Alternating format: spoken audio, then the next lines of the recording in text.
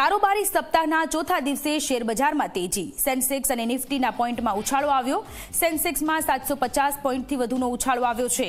નિફ્ટીમાં પણ 225 પોઈન્ટથી વધુનો ઉછાળો આવ્યો છે. સેન્સેક્સ અને નિફ્ટીના પોઈન્ટમાં ઉછાળો જોવા મળી રહ્યો છે. કારોબારી સપ્તાહના ચોથા દિવસે શેરબજારમાં ઉછાળો જોવા મળી રહ્યો છે. સેન્સેક્સમાં 750 પોઈન્ટ અને નિફ્ટીમાં 225 પોઈન્ટનો ઉછાળો જોવા મળી રહ્યો છે. શેર માર્કેટમાં સાથે સંબંધિત આ મહત્વના સમાચાર. કારોબારી સપ્તાહના ચોથા દિવસે શેરબજારમાં ઉછાળો.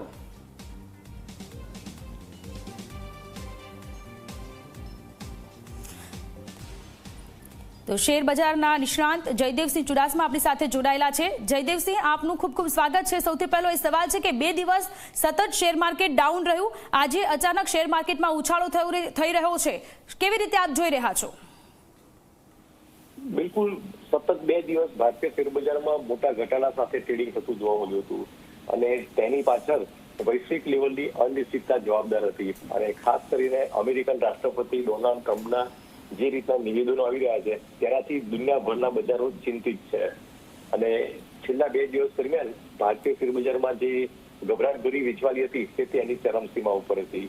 અને જે રીતે દાવોસ ખાતે અમેરિકન પ્રેસિડેન્ટે જે ભાષણ આપ્યું તેના પછી વૈશ્વિક લેવલે એક પોઝિટિવ માહોલ જોવા મળી રહ્યો છે. અને ખાસ કરીને આજે વહેલી સવારથી જ ઓલમોસ્ટ તમામ એશિયન માર્કેટમાં ખૂબ સારી તેજી જોવા મળી રહી છે.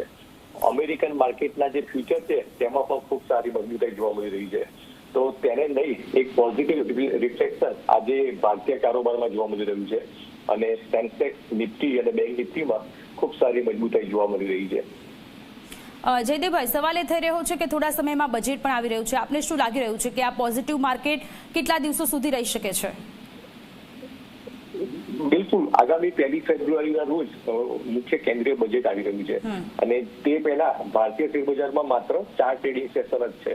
અને આ વખતે જે બજેટ છે તેની પાસેથી ભારતીય ઉદ્યોગ જગત છે અને ભારતીય શેર બજારને ખૂબ જ મોટી અપેક્ષાઓ છે.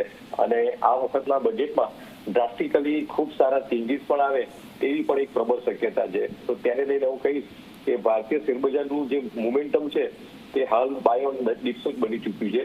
અને આગામી સમયમાં ભારતીય શેર બજાર સ્થિરતા સાથે ખૂબ આગળ વધે તેવા પણ પ્રબળ સંકેતો છે. કારણ કે સ્થાનિક લેવલે આર્થિક આંકડાઓની જો વાત કરવા જઈએ તો તેમાં ખૂબ સારી મજબૂતાઈ જોવા મળી રહી છે. ખાસ કરીને જીએસટી કલેક્શનના આંકડા છે, ઓટો સેલ્સના આંકડા છે, આ ભારતીય અર્થવ્યવસ્થામાં ખૂબ મજબૂતાઈ દર્શાવી રહ્યા છે. પણ ગ્લોબલી જે રીતે અમેરિકન પ્રેસિડેન્ટના નિવેદનો આવી રહ્યા છે તેને લઈ અને રોકાણકારો ચિંતિત હોય તેવું વધારે લાગી રહ્યું છે.